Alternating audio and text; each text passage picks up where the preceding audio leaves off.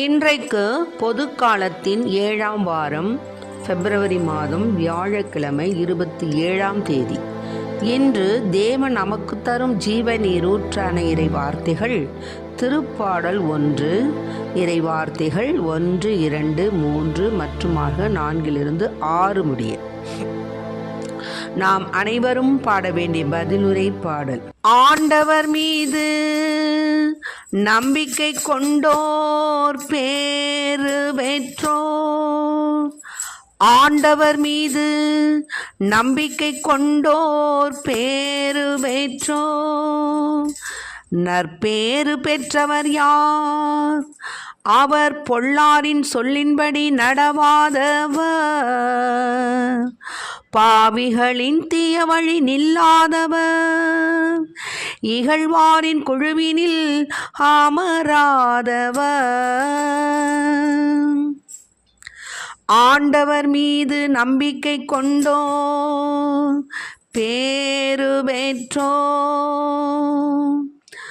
ஆனால் அவர் ஆண்டவரின் திருச்சட்டத்தில் மகிழ்ச்சி உறுபவர், அவரது சட்டத்தை பற்றி இரவும் பகலும் சிந்திப்பவர். அவர் நீரோடை ஓரம் நடப்பட்ட மரம் போல் இருப்பார், பருவ காலத்தில் கனி தந்து என்றும் பசுமையாயிருக்கும் அம்மரத்திற்கு ஒப்பாவார். ஆண்டவர் மீது நம்பிக்கை கொண்டோர் பேறு பெற்றோர். தாம் செய்வதனைத்திலும் வெற்றி பெறுவார். அவர் நீரோடை ஓரம் நடப்பட்ட மரம் போல் இருப்பார், பருவகாலத்தில் கனி தந்து என்றும் பசுமையாயிருக்கும் அம்மரத்திற்கு ஒப்பாவார். ஆண்டவர் மீது நம்பிக்கை கொண்டோர் பேறு பெற்றோர். ஆனால் பொல்லார் அப்படி இல்லை, அவர்கள் காற்று அடித்துச் செல்லும் பதரை போல் ஆவர். பொல்லார் நீதி தீர்ப்பின் போது நிலை நிற்க மாட்டார், பாவிகள் நேர்மையாளரின் மன்றத்தில் இடம் பெறார். ஆண்டவர் மீது நம்பிக்கை கொண்டோர் பேறு பெற்றோர். நேர்மையாளரின் நெறியை ஆண்டவர் கருத்தில் கொள்வார், பொல்லாரின் வழியோ அழிவை தரும். ஆண்டவர் மீது நம்பிக்கை கொண்டோர் பேறு பெற்றோர்.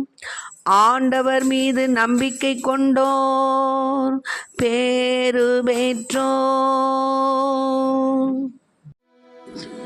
இன்றைக்கு நம் தேவன் தரும் ஜீவ நீர் ஊற்றான இறை வார்த்தைகளை கேட்டோம். நற்பேறு பெற்றோர் யார்?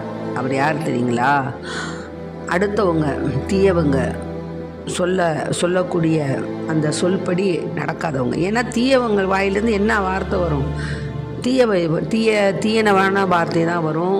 தீய செயல்பாடுகளை ஈடுபடுமான ஒரு செயல்பாடுகளுக்கு தான் அவங்க அழைத்து செல்லக்கூடிய வார்த்தைகளாக தான் சொல்லுவாங்க. அவங்களுடைய எண்ணங்கள் உள்ளங்கள் எல்லாமே தீயவைகள் நிரம்பி இருக்கும். அப்படி இருக்கிறச்ச அவங்கள்ட்டேருந்து எப்படி நல்ல ஒரு செயல்பாடு வரும், நல்லது வரும். அதனால பேறு பெற்றவங்க, நற்பேறு பெற்றவங்க யாருன்னா பொல்லாரின் சொல்படி நடக்க மாட்டாங்க. ஞானிகள், ஊழியக்கார பிள்ளைகள், அதுவும் இல்லாமல் தேவனுடைய குருத்துவ மகிமை பெற்ற அருள் தந்தையர்கள், இன்னுமாக பல வழிகளில் ஆண்டவருடைய ஆண்டவரை நோக்கி எடுத்து செல்லக்கூடிய வார்த்தைகளை சொல்லக்கூடிய நல்ல உள்ளங்கள், அவங்களுடைய வார்த்தையை தான் யார் இப்போ கேட்பாங்க? நற்பேறு பெற்றவங்க கேட்பாங்க. பொல்லாரின் சொல்படி நடக்க மாட்டாங்க. அப்புறம் ஆண்டவரின் திருச்சட்டத்தில் மகிழ்ச்சி உறுபவர், அவரது சட்டத்தை பற்றி இரவும் பகலும் சிந்திப்பவர். நம்ம எப்படி வேணாலும் வாழ்ந்துக்கலாம், எப்படி இருந்துக்கலாம், அப்படி இருந்துக்கலாம், இப்படி இருந்துக்கலாம்னு நினைக்கக்கூடாது. ஏன்னா ஆண்டவர் நம்ம என்ன செய்கிறாரு?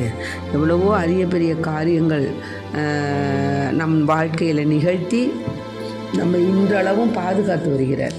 அப்படிப்பட்ட தேவனுக்கு நம்ம எப்படிப்பட்டவங்களாக இருக்கணும்? நன்றியுடையவங்களாக இருக்கணும். ஆமாம், இரக்கச் செயல்கள் வழியாக நம்ம ஆண்டவருக்கு பிரியமுள்ள பிள்ளைகளாக வாழணும். அதில் இன்னுமாக எல்லா மனிதரையும் நம்ம அன்பு செய்து, கடவுளின் பண்பு அதான், எல்லாரையும் அன்பு செய்வது கடவுளுடைய பண்பு. அதனால் நம்ம அன்பு செய்து நல்ல நெறியில் வாழணும். அவங்க எப்படி இருப்பாங்கன்னா, நீரோடை ஓரம் நடப்பட்ட மரம் போல் இருப்பார், பருவகாலத்தில் கனி தந்து என்றும் பசுமையாக இருக்கும் அம்மரத்திற்கு ஒப்பார். ஆமாம், அந்த ஆன்ம தாகத்திற்கு வேண்டிய அந்த நீர், அந்த ஓடை அவங்களுடைய வேரில் பட்டு பட்டு பட்டு பட்டு அவங்க செழிப்பான நீரோடை ஓரம் நடப்பட்ட மரம் எப்படி இருக்கும்? நல்லா செழுமையாக இருக்கும். ஏன்னா அதுக்கு வேண்டிய பூஸ்ட்டு வேர் வழியாக தண்ணீர் அதுக்கு வந்து கொண்டே இருக்கிறது.